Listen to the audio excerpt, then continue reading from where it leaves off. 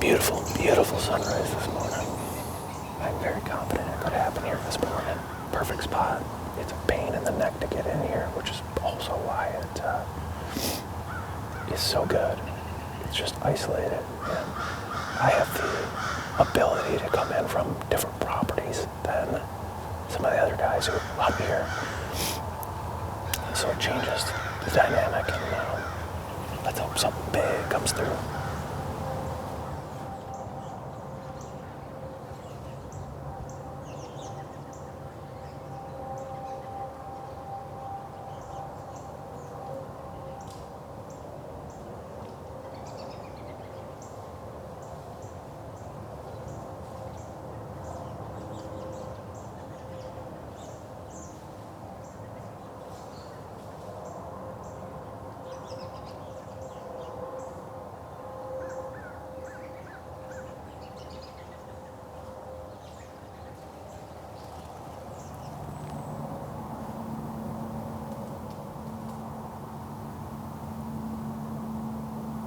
We had quite a interesting morning. We had started out with a 3-year-old 8 come downwind, sniff, sniff, sniff. Couldn't quite figure out what to think of the ozonics. Kind of did a circle, came back, and ended up just walking away from the direction he came from. None more the wary. And we had a doe and 2 fawns come in. As soon as she got downwind, her and her 2 fawns went back and forth for what seemed like a half an hour. Sniffing the ozone, sniffing, looking up at us in the tree. But amazingly, she just could not catch any human. But it just shows you the effectiveness of this machine. There's absolutely no gimmick about it. Ozonics truly does work.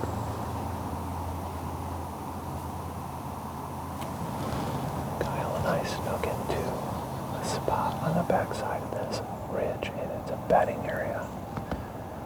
It's hard to get into. We gotta do a big loop, come up a cliff, everything else. When we got in here, got set up, and a deer came walking in. And I believe it's bedded right here next to us, 20, 30 yards away. It's where I would bed. It's on the point of a ridge that goes straight down. Escape routes are everywhere. And nothing's gonna get to you. The wind's at his back, blowing right off the top.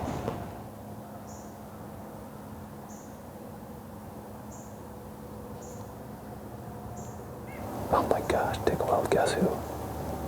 It's freaking double dragon again.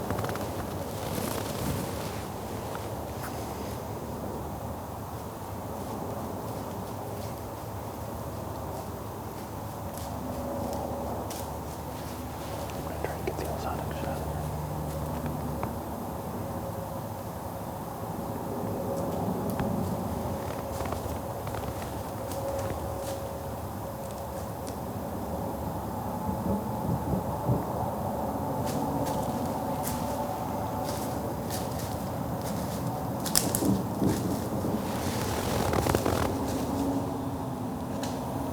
Dragon is straight downwind of us again. He's at 80 yards right now.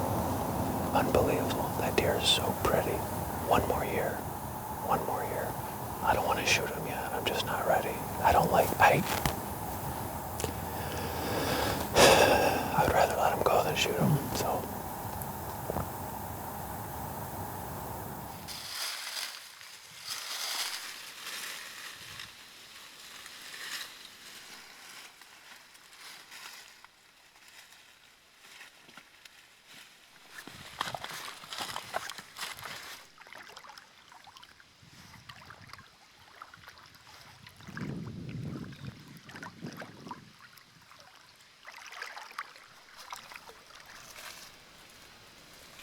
This is going to be an interesting set, I think. Coming in through some big scrapes, fresh. I'd almost say from this afternoon, late morning. I believe there's a buck bedded up here right now. Don't know where exactly. One of these little points over here. Lots and lots of fresh scrape stuff. And I mean, it wasn't even dry yet, it's warm out. Just sat down, I looked down, and a scrape is opened up that was here earlier in the week. Look over here. There's a giant signpost rope that's been freshly hit. Same thing Rusty Nail did. I think pressure on all of the area pushes them back toward this creek. Because it's the hardest to get to. It's the most absolute desolate. You can't not get to it. We can, though. He's here. I can smell him. But it's going to be 100% dependent on the wind.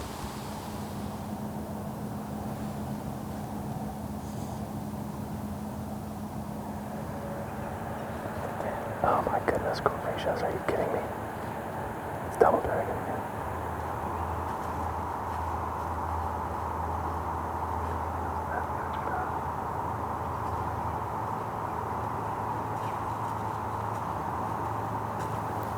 For like the 28th time in the last 3 days, we just had double dragon come by. I saw a rat coming through the timber and I thought, holy crap, I never going to get an opportunity at some, one of the big bucks that are around here. And no, it was double dragon. He checked that doe, that fawn, walked through 4 of my shooting lanes, teasing me the entire way. Went up, checked this big rub quick, walked away, and I let him. I was just like dying the whole time. Maybe we'll get lucky. Yeah, we got about 15-20 minutes left to light. Prime time.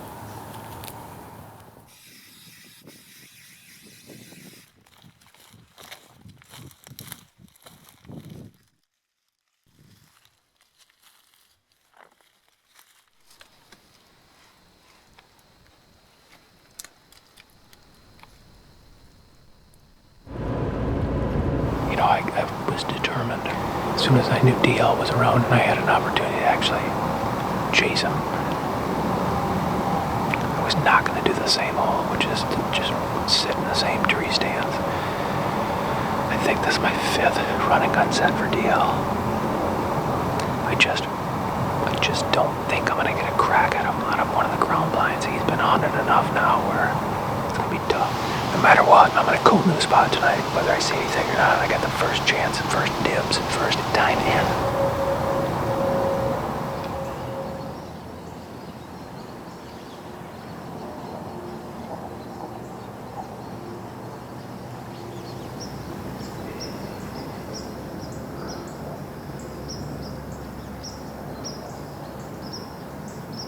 That was close, man.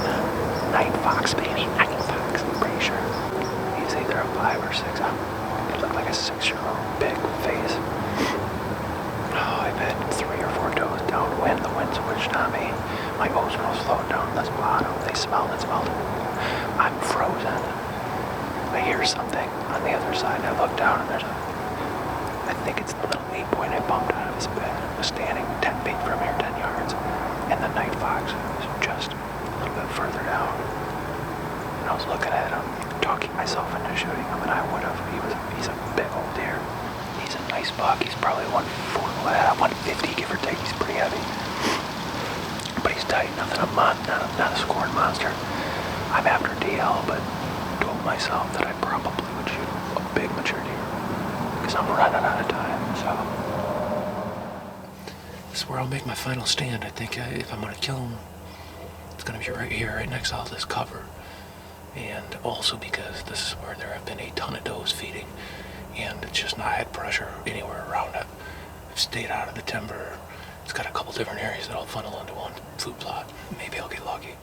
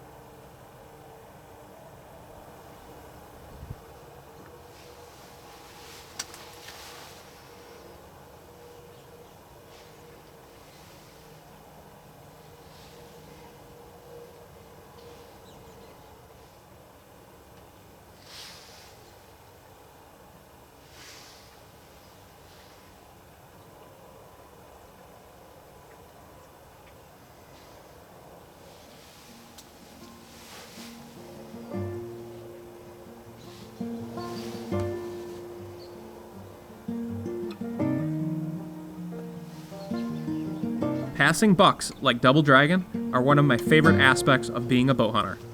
It's a feeling that you just have to experience to understand, but it's part of the deal if you want to kill big, old bucks. Double Dragon was actually killed by a neighbor's daughter later in the shotgun season, and she was tickled to have shot him, and I was happy for her. He was a beauty.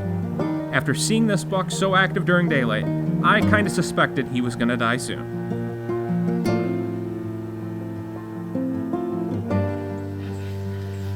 Thanks for watching this episode of the White Knuckle Web Show. Next week, we continue pushing hard until the end and get ready for some beauty in the blind. The corn gobbler is on the prowl.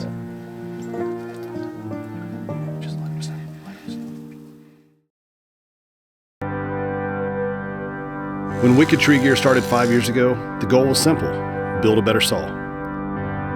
Today, that goal hasn't changed.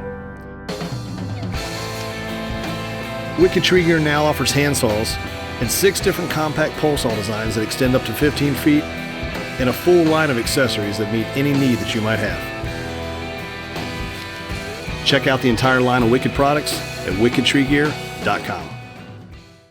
The Wicked Ultralight concept isn't a new one. There have been several removable head style pole saws built over the years for good reason. It makes sense to have a handsaw and pole saw in one package. The Ultralight is what it says, incredibly light, and yet has the control and ease to cut like a professional grade pole saw. Cutting with the Ultralight is nearly effortless, with the super stiff aluminum tube assembly and the sharpest, toughest, and best cutting blades in the world. What makes the Ultralight different is that it's strong enough to withstand hard use without having to worry about breaking a plastic saw. The patent-pending Ultralight connection is a fabricated steel tube that is powder-coated and wrapped with rubber heat-shrink grip. Our connection area won't flex, break, or become loose during use. To remove the Ultralight's head to use as a handsaw, simply open the quick release lever, twist, and the head slides right off. Once removed, the Ultralight transforms into an extreme cutting handsaw. The 11-inch curved arborist blade tears through trees, brush, and anything you can throw at it. It easily cuts through palm, softwoods, hardwoods, and even lumber and plywood. The Wicked Ultralight makes an excellent pole saw for hunters, homeowners, farmers and ranchers, arborists, and even professional landscape use. The Ultralights are available in 2 sizes, 10 and 14 feet. The 10-foot version compacts to 41 inches and weighs an incredible 2.5 pounds. The 14-foot model collapses to 46 inches and still only weighs 3.5 pounds. The Ultralights are designed to be lightweight, compact, and built to the strictest of quality standards right here in the USA. Wicked Tree Gear, the toughest saws on earth.